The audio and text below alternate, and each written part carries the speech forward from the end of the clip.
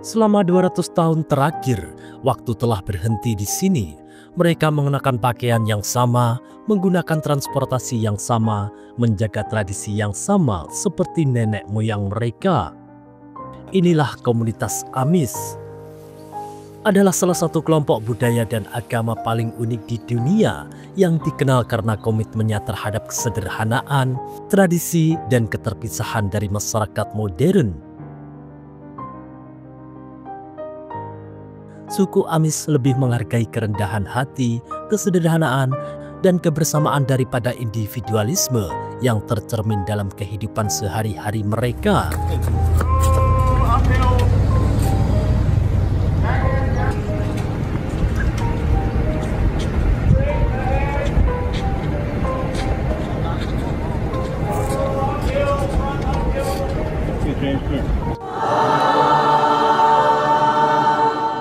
Berakar pada gerakan Kristen yang telah berusia berabad-abad, gaya hidup Amis terus memikat orang luar karena keseimbangan iman, komunitas, dan ketahanan terhadap perubahan.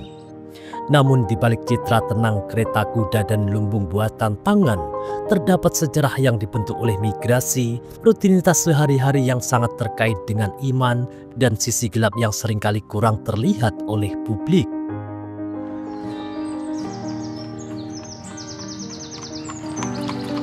Amis menelusuri asal-usul mereka hingga akhir abad ke-17 di Swiss dan sebagian Jerman dan Prancis. Mereka muncul dari gerakan Anabaptis yang menolak baptisan bayi dan menganjurkan baptisan orang dewasa dan kepatuhan ketat pada ajaran Yesus.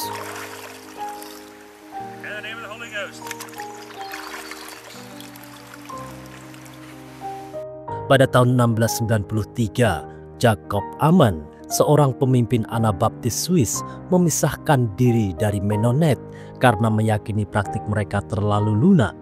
Para pengikutnya kemudian dikenal sebagai Amis sesuai namanya. Menghadapi penganiayaan di Eropa, banyak keluarga Amis bermigrasi ke Amerika Utara pada awal abad ke-18, terutama di Pennsylvania, Ohio, dan Indiana. Kini komunitas Amis juga dapat ditemukan di Kanada dan wilayah lain di Amerika Serikat dengan populasi yang terus bertambah hingga lebih dari 350.000 jiwa.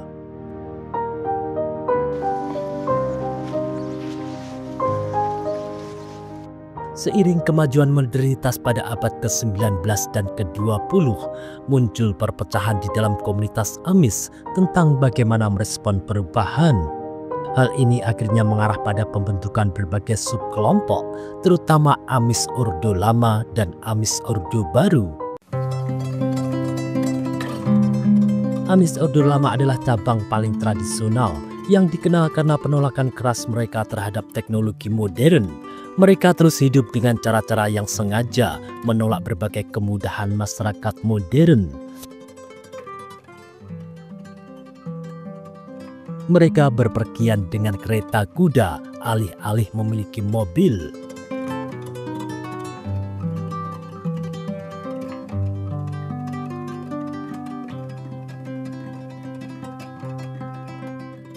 Mereka umumnya menghindari listrik dari jaringan listrik umum, komputer, dan ponsel pintar. Pakaian mereka sederhana, sopan, dan seragam, mencerminkan kerendahan hati dan keterpisahan dari mode duniawi.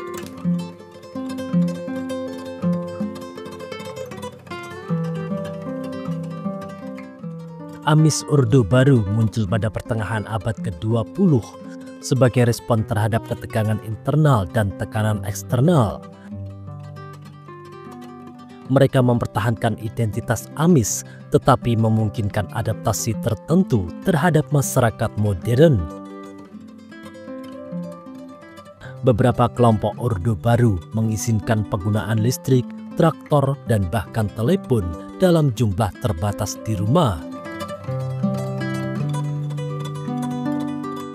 Meskipun banyak yang masih menggunakan kereta kuda, beberapa komunitas mengizinkan penggunaan mobil untuk keperluan praktis.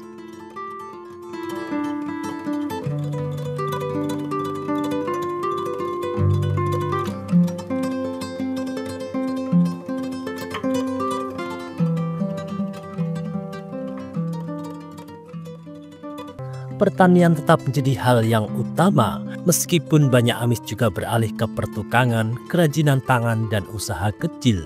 Furniture, selimut, dan makanan panggang buatan tangan mereka sangat dihargai. Keluarga biasanya besar, sering dengan 6-8 anak, dan kehidupan keluarga berkisar pada gereja, pekerjaan, dan makan bersama. Pertemuan komunitas seperti membangun lumbung sangat penting untuk memupuk persatuan.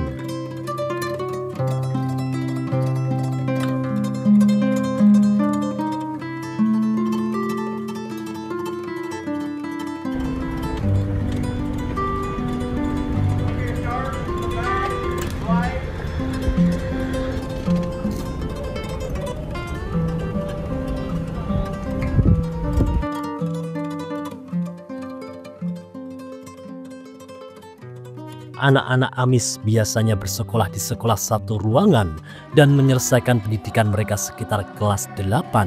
Setelah itu, mereka mulai bekerja penuh waktu di keluarga atau komunitas. Ibadah merupakan inti kehidupan Amis dengan himne, doa, dan khotbah yang biasa dibawakan dalam bahasa Jerman. Meskipun gaya hidup Amis sering diromantisir sebagai suatu yang murni, sederhana, dan indah, terdapat tantangan dan aspek-aspek gelap yang jarang dilihat oleh orang luar. Aturan bersifat ketat, ketidakpatuhan dapat menyebabkan pengucilan, di mana individu diisolasi secara sosial, bahkan oleh keluarga mereka sendiri.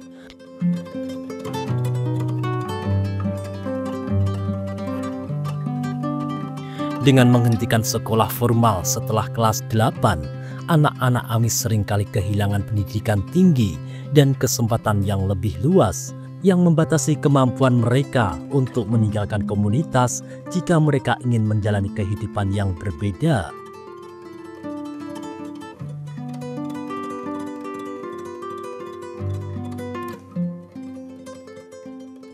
Para kritikus dan mantan anggota telah menyuarakan keprihatinan tentang kasus-kasus pelecehan seksual, kekerasan dalam rumah tangga, dan pekerja anak dalam komunitas Amis. Karena sifat mereka yang tertutup dan menghindari otoritas eksternal, masalah-masalah ini seringkali ditangani secara internal, terkadang tidak memadai, alih-alih melalui sistem hukum. Suku Amis terus memikat imajinasi banyak orang yang memandang mereka sebagai penyeimbang budaya modern yang berorientasi pada konsumen. Nilai-nilai kekeluargaan, kerja keras, dan solidaritas komunitas mereka menawarkan pelajaran tentang ketahanan dan kesederhanaan. Namun, keterpencilan dan kepatuhan ketat mereka terhadap tradisi juga dapat melanggengkan siklus kontrol, ketidaksetaraan, dan kekerasan. Pada akhirnya, kisah Amis adalah kisah inspirasi sekaligus peringatan, sebuah komunitas yang berkembang dengan melestarikan masa lalu, tetapi juga harus menghadapi tantangan yang tersembunyi di balik lumbung-lumbungnya yang tenang dan ladang-ladangnya yang damai.